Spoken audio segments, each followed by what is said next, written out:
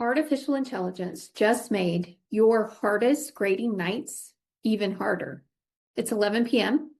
You're working through a stack of papers. You get to one and something feels off. It's too clean, too polished, way too organized for this particular student. You can't prove it, but you know. And then the thought that keeps more professors up at night than anything else right now: how many others have used ChatGPT to complete this assignment? I'm Chris, and I've been teaching for 17 years, and about 2 years ago, AI showed up in my classroom, and honestly, I didn't handle it well. At first, I panicked. I started trying to catch students. I spent way too much time on detection tools that didn't really work. I rewrote my syllabus more times than I cared to admit, and I was way too focused on stopping AI that I completely lost sight of what I was actually supposed to be doing, which was teaching. So I made a decision. Instead of fighting it, I was going to learn it, really learn it, what it can do, what it can't do, where it actually helps students, and where it quietly gets in the way of real learning. And that's what this channel is, me taking you along on everything I figured out, and honestly, everything I'm still figuring out. I'm not an expert.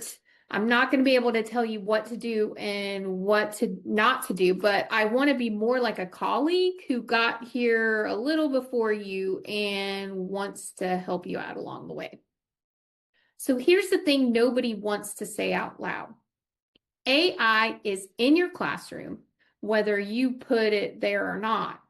A 2025 higher ed survey found that 92% of students had already used AI in some form, and 88% had used it specifically on assignments. Not someday, but now, while you're watching this video. And it's not just education. Microsoft's 2025 Work Trend Index report said 82% of business leaders expect to use AI-driven tools to expand their workforce capacity within the next 12 to 18 months. The students sitting in your lecture hall right now are walking straight into that business world. So, instead of spending all our energy trying to detect AI use, trying to catch our students, building policies around a version of the world that no longer exists, we're not protecting learning. We're exhausting ourselves. I'm not telling you to throw out your standards. I'm saying the strategy has to change. And once it does, this whole artificial intelligence thing will get a lot less stressful. Here's where I want to slow down, because I think we're making a mistake when we treat all AI use the same way. Not every student who uses AI is cheating. Yep, some of them are, but some of them are using it kind of the way you use Google, the way you use spell check, the way you may ask a colleague, hey, does this paragraph make sense? Think about what your classroom actually looks like. You've got, 30 students, all with different backgrounds, all with different gaps, different learning styles, different ways of understanding things. And you, no matter how great a professor you truly are, cannot sit next to every single one of them and re-explain the same concept 3 different ways. But AI can do that. A student who's stuck on a concept at midnight can ask for a simpler explanation. A non-native English speaker can ask for help understanding a dense reading. A student with test anxiety may use AI to generate some practice questions. And that's where AI can be a support. That's a student using a tool to access learning they might otherwise have missed. Now, on the other hand, contrast that with a student who opens a blank document, types in your essay prompt, probably just copies what comes out of the AI, and then hit submit. That's not support. That's cheating. No ifs, ands, or buts about it. The real question, the one worth asking, is this. Is the student still doing the thinking? Are they making decisions? Are they evaluating the output and then connecting it back to what the course is actually about? Or are they just outsourcing that to AI? Artificial intelligence supports learning when it helps a student think. It undermines learning when it thinks for them. Okay, so here's the part I really want you to lock in, because everything else in this video hinges on this. How do you actually tell when AI is helping a student versus when it's basically being the student? And there's 3 questions that I ask myself when I start assigning things to my students. Almost anything. These 3 questions work with almost anything you assign. First question, is the AI doing the heavy lifting, or is the student?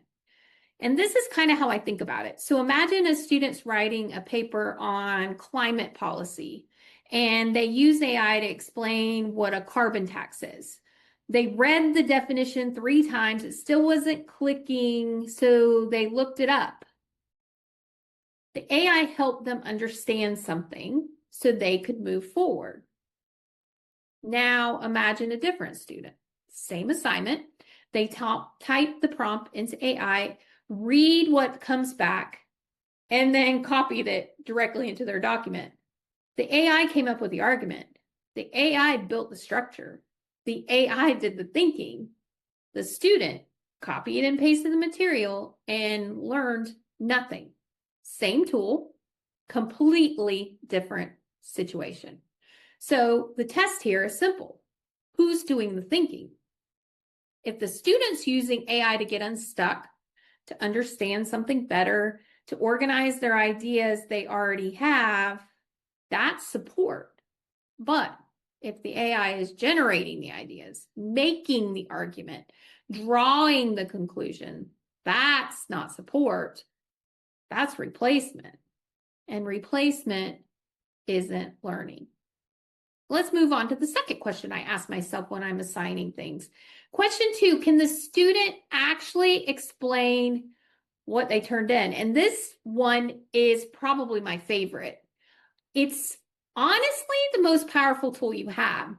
You don't need a fancy AI detector. You just need to ask a few questions.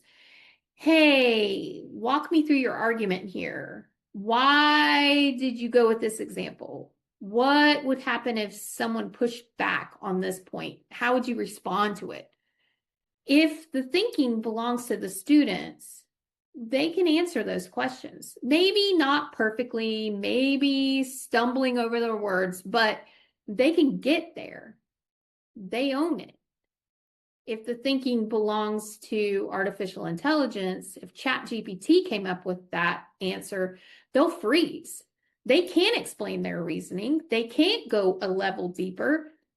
They can repeat what's on the page, but they won't be able to move around inside the ideas.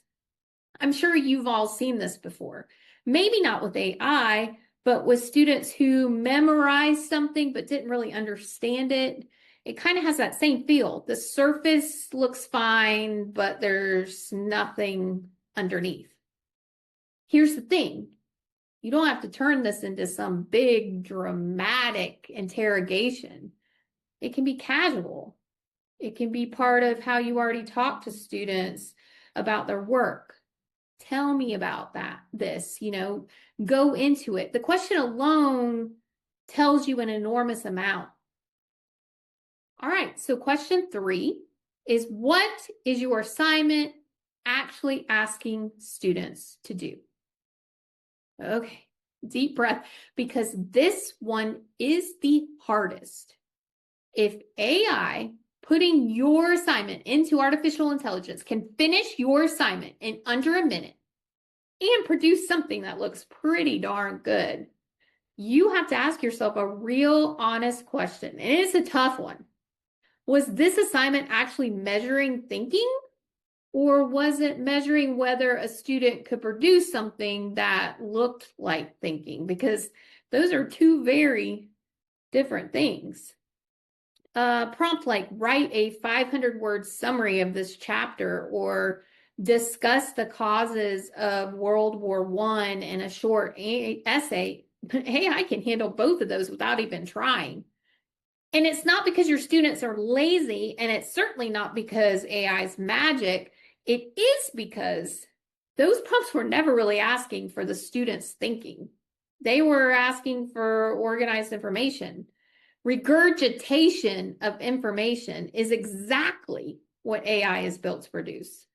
And this doesn't mean those students' assignment or those type of student of those assignments are worthless, but it does mean that we have to be honest about what they're actually testing, because if the answer is whether a student can write something that looks polished, then we already had a problem before AI showed up.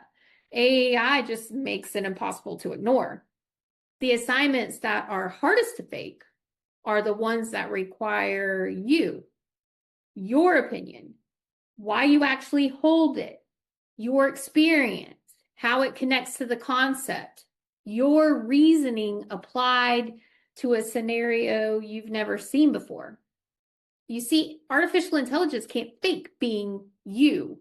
It can't fake your specific perspective on something you actually lived through or genuinely grappled with.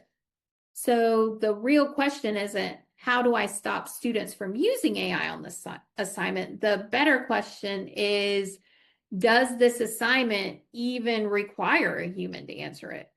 If it doesn't, should we be rethinking it? So those three questions aren't a magic fix.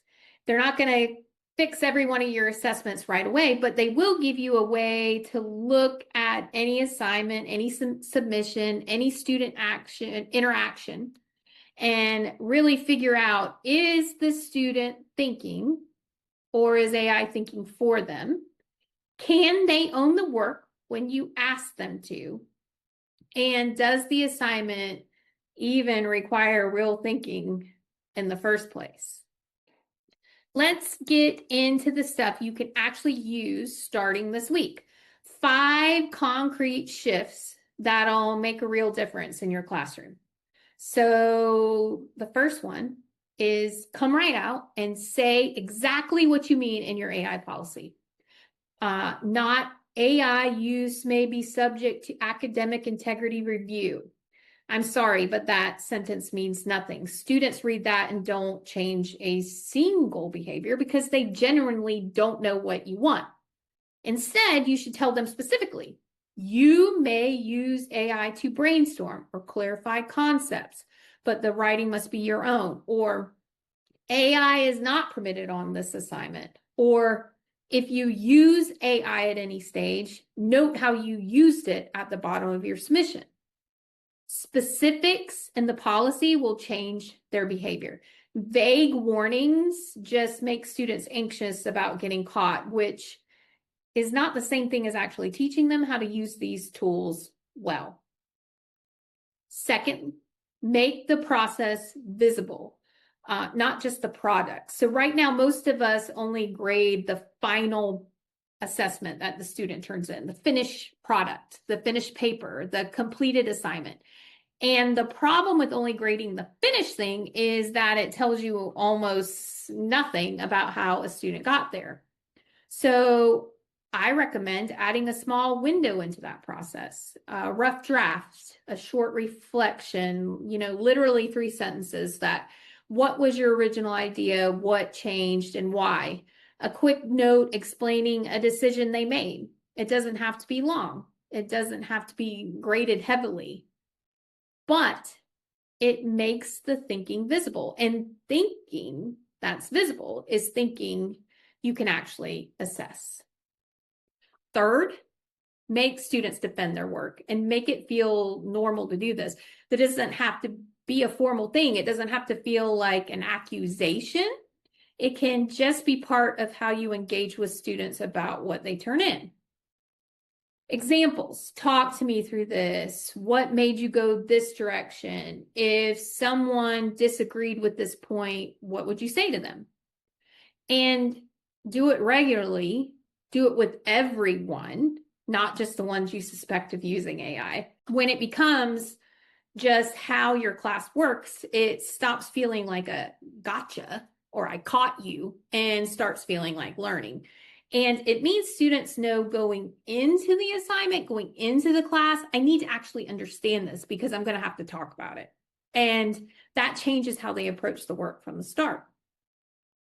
The fourth tip I have is to rethink the assignments AI makes pointless.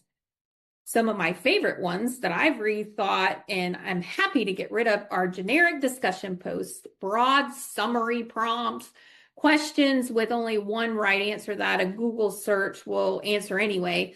These were always a little easy to fake, and artificial intelligence just made it embarrassingly fast. You don't have to throw everything out, but maybe start asking, does this assignment require a real human perspective? Does it require judgment, not just regurgitation of information? Does it ask for something AI genuinely can't produce? Assignments that ask students to connect course material to something from their own life, or an assignments that requires them to take a position and defend it against a specific counter argument you provide. Assignments where they have to apply the concept to a scenario you made up that morning and they've never seen before. Those type of things are hard to outsource. It's not impossible, but it's definitely harder, and making it harder to shortcut is the whole goal. Fifth, teach students what responsible use of AI actually looks like. Here's something most professors skip, and I really think it's a missed opportunity. Most students haven't actually thought about where that line is. They know vaguely that using AI is iffy.